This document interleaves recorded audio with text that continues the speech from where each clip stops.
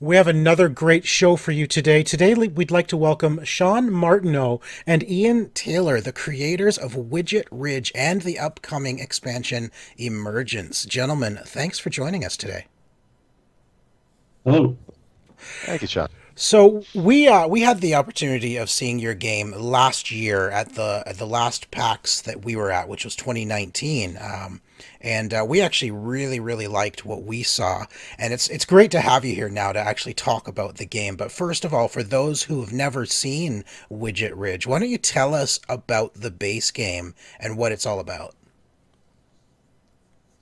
Well, I'll take this one. The game is a deck building game, much in the style of Star Realms or Ascension. But when you buy cards, you can put them in your workshop and connect them together to form a larger machine. So they'll do something when you play them, but when you connect them together, they do something else. And some of the inventions sound kind of crazy. You get like a wood burning battle corset with a parachute, or a perfectly balanced doom cannon with on stilts.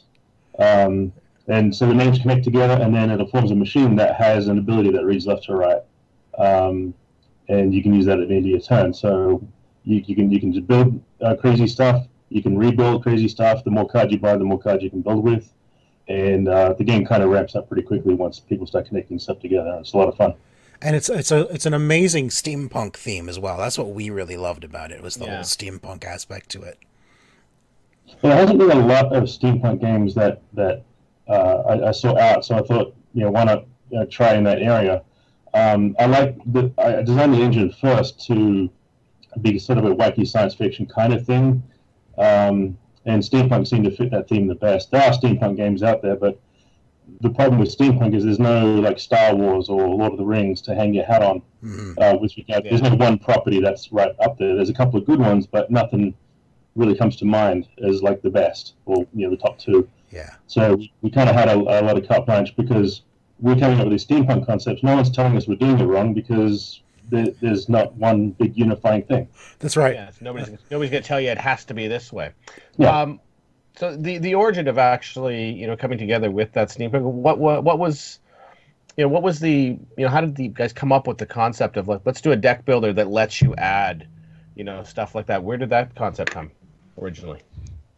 Well, that was actually before Shawn and I got together. I actually showed him. We've been friends for a while, but we'd lost contact for about 8 years, and we met at PAX, I want to say 2018. And actually 2017, I believe. 17 maybe, yeah. But I hadn't seen each other for a long time. He said, "What are you doing?" I was there working. And I just finished 3 years at White Wizard Games. He makes Star Realms and Hero Realms. Oh, yeah. And I said, I'd come up with a fun game of my own. And I've come up with a plan to sort of finance it through Kickstarter. And it would have been very bare bones. I had about $3,000 saved, which isn't great for a Kickstarter, but it's enough to make one, just not a good one. Right. And we got to talking. Shawn found me through social media a few weeks later, which, if you know Shawn, he doesn't do social media. So that was a big step for him. And he said, "Come over to my house, play." And the version that I had worked. You could see the concept; it was ugly as anything, but the engine worked. He could see what I was trying to do. It wasn't quite fully cooked yet, not even close. But he said, "Well, let's do this," and we became partners, and we developed the game over the next couple of years, really. Yeah, it was.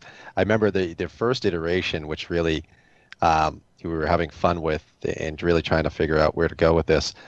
Ian pitched it as a kind of a steampunk sock'em, like sock'em robots.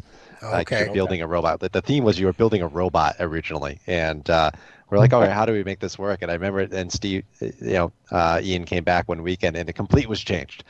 It was like we're shifting, and I'm like, we're shifting, really? He's like, yep, you're gonna like this though, and. We sat down, we went through a couple of rounds of play testing, and it really started clicking. And I think at that point is when we kind of knew we really had something. I'm sure Ian's known for years that he had something, but that's the moment where I kind of now was fully invested, and we just kind of developed it from that point on. That's awesome. So your first game you actually had on Kickstarter last year, and it was successful. Widget Ridge is out there, and so now you're coming back with an expansion called Emergence. Tell us about Emergence. What does that add to the base game? Well, Kickstarter, it went very well, funded on day one, and we had 4 slots to be in the game. There was, I think, a $500 tier. And we weren't sure anybody was going to want these. I mean, I've been doing card games for a while, but this is my first time as a lead designer, and we're a new company. This is a game no one's heard of. Who's going to pay $500 to be in this game? And we sold those within half an hour, maybe an hour. It was really fast. So at PAX, a couple of guys showed up and said, "Hey, we'll drop $500 a piece if you extend that by 2 right now." Wow! And we did. And then by the end of the weekend, we added 4 more slots, and we sold them all. So 10 people wanted to be in this game. Now, wow. And only about half of them were people I knew. So, I mean, I got a lot of strong support from the Magic Judge community. I've been a Magic Judge for 26 years now. So some of those were from the Judge community. But there's 5 names, and Shawn's like, "Are these friends of yours?" "No, these are not friends of mine." So these people wanted to be characters in the game. Character cards were going to be something that we did as an extension of the game. You don't play a character necessarily, but you can. Okay. We did a couple of what are called story packs, which we launched with the Kickstarter. And in those, you become a character. Each pack has a character and 3 cards that modify your starting deck. And so you can play 2 players out of that as long as you have the game. So Emergence was going to be an extension of that. It was going to be a bunch of characters. And we had so many, we had to basically make it a full expansion. Wow. So yeah, it's different cards, different combinations and ways to play. But you get to be characters in the story. You get to be people, characters that were based on real people, and a couple of ones that I came up with myself. Does it add any new mechanics to the base game? Like anything new? Is it literally just expanding the deck, or are you adding any new mechanics to it? Well, we do add new mechanics. Each character has there's 3 schools of engineering. They're called churches. Now that's the Church of the Ember Sky, the Church of the Dream of Stars, and the Church of the Flying Cog. They have different ideas about what engineering is. They're all inventors, and all this stuff seems to work. None of them seem to die, so they're not learning any lessons here. But each character will have 2 what we're calling banners that represent their school of engineering, and the card that you switch out for the starting cards, like the starting cards are all numbered, and you switch in cards, you replace, I think it's 1, 7, and 8 from the basic game, and so you're still starting with 10 cards. And 2 of these cards have banners on them, so you play 1 banner, you trigger the first ability. If you play 2 in the same turn, you trigger the second ability. Okay. And each one has a volcano miner, actually based on my son, Casey Vicksworth, and he melts stuff because he's in charge of the volcano. So his ability has a lot to do with melting cards, which is our version of scrap removed from the game, whatever. And that's really the mechanic that we introduced to this. There are invention cards in the expansion that also produce banners, so we're sort of embracing that mechanic as part of the expansion. And that's one thing that is unique, separate from the story packs, is the inventions themselves help now trigger your character abilities more. Previously in the story packs, just your gadgets had the ability to help trigger your character's opponents. Now inventions can. So that kind of adds to the strategy of which card you should buy, how powerful is your character's ability, how much can you abuse it. Right. In addition, in each of these sets, the characters have their beloved widgets, so that's kind of their tried and true widget. Ian has a story behind this, but each of those widgets have their own unique ability as well. So not only are you just pinned to the character's 2 abilities, your beloved widget has an ability that can add some value to your game style. And that's the other thing kind of unique about all these characters. Ian and I wanted to try to make sure that characters, they're just not all competitive. Some of them add more value if you're in a multiplayer type environment. Some add more value if you're in a solo campaign. Some might add more value in 2-player. we wanted to make sure that everyone had some type of unique kind of mechanic and play style that they could bring to a community of players. So speaking about the solo version of the game, does the expansion add, like, can these new cards also be used with the solo variation? Yes, and they're going to be coming with additional solo variations. Oh, so, nice. Yeah, so we got a lot of feedback. Originally, Widget Ridge did not. We were not planning to have a solo campaign at all in Widget Ridge. When we launched, we immediately got feedback that it needed one. So we started developing. We started spending time every weekend while the campaign was going on, putting together a solo mission that we included in the expansion as a stretch goal, which was quickly achieved. And we got it out there. We got some feedback. Some people loved it. Some people, I wouldn't say tore it apart, but they definitely gave some creative feedback, right? They wanted something more challenging, I'll tell you, at the end of the day. So, you could go through it. I think depending on your skill set in deck building, it might take you 3 times to master it, or you might be able to master it the first time. And that wasn't enough for our solo players. They wanted a lot more. Yeah. So we're bringing a lot more with this expansion. That's awesome.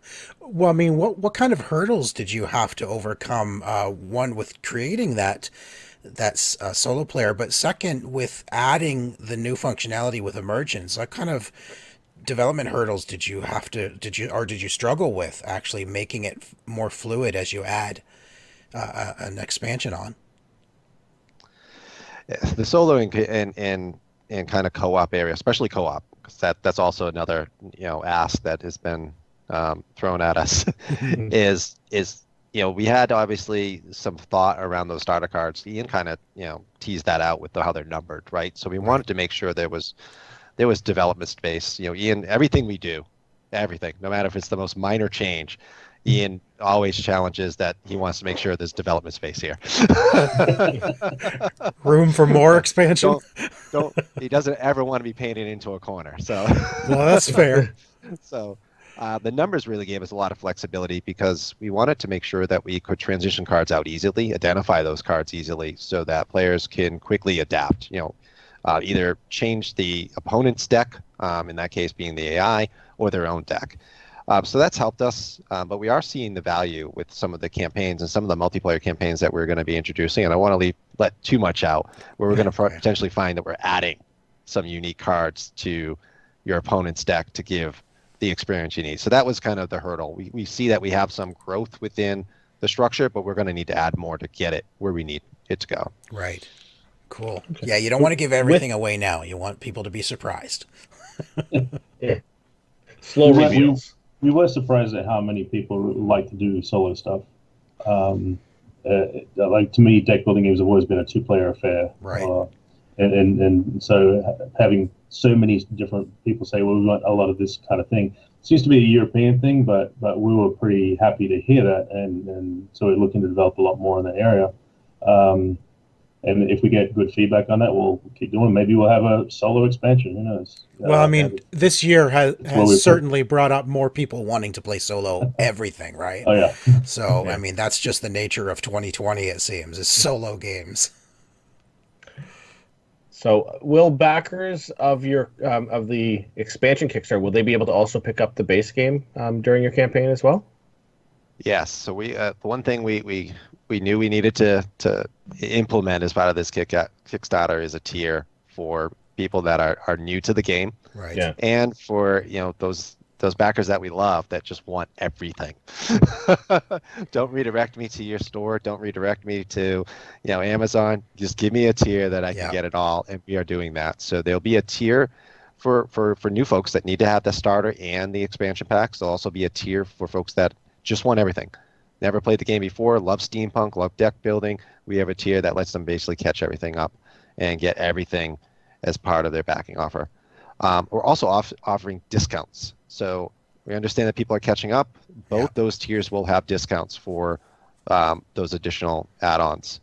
So that includes our story packs, that includes the base game, and that also includes Walkabout, which was our expansion that we've done in between these 2 Kickstarters.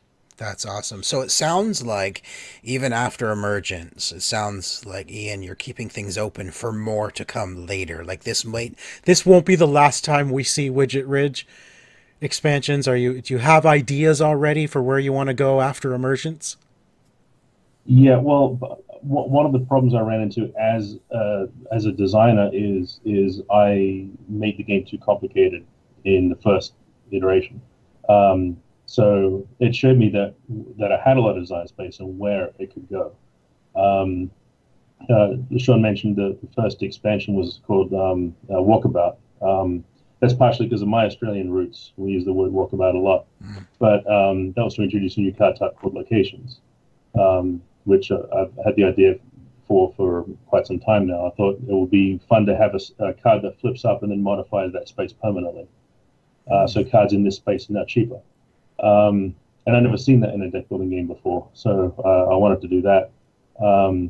But yeah, I'm always looking for ways to make the game better and slightly more complicated, because I think the game is fairly simple, and an expansion should add a little layer of challenge to it. So that's kind of what I'm looking for with Emergence. That's true of that. And anything else I add, it has to be fun. It has to be unique. Like people will complain about certain expansions for Ascension. Well, this one is kind of nuts, and I like nuts. I like the crazy stuff. Yeah. When I'm a Magic judge, and I like games where nothing goes right. Yeah, I like the chaotic kinds of games. Yeah. I don't like precision in my games really. I'm probably annoying some people by saying this, but it's I like when the game can kind of get away from you a little bit, and you kind of think, well, what do I do now? You have to reevaluate every turn. And I kind of enjoy that sort of chaotic nature of it. Here's an idea for you. Widget Ridge Legacy Campaign, where the game changes as you play. There you go. There's a challenge for you. Make a legacy version of Widget Ridge where you put stickers on cards, or the cards change, cards get destroyed. I don't know.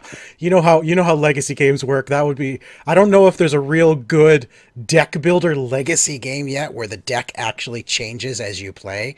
That would be pretty fun. We one of the things that I wanted to have for the basic game was a couple of different things in the box. The solo campaign, and there were gold cards in there. The goal in the general game is to get to 100 spark, but I want to have extra goals. Like one might be get to 120 spark. One might be when you melt the card, you take 4 damage or something like that.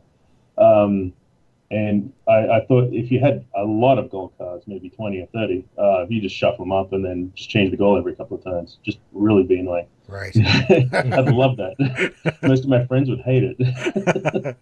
That is awesome. So Widget Ridge, It's a bit of a mouthful, your game. Widget Ridge. Widget Ridge Emergence. You're launching today on Kickstarter, October 23rd. And gentlemen, I wish you all the best on this new campaign. I know the first one did really well, so hopefully this one does as well. It probably will, because it's a great game. And good luck with the campaign. Thank you so much for joining us today. Thank Thanks you. for having us. Hi, everybody. I'm Ian Taylor. Please go back out Kickstarter for Widget Ridge Emergence. Also remember to subscribe to the channel. The URL should be right below.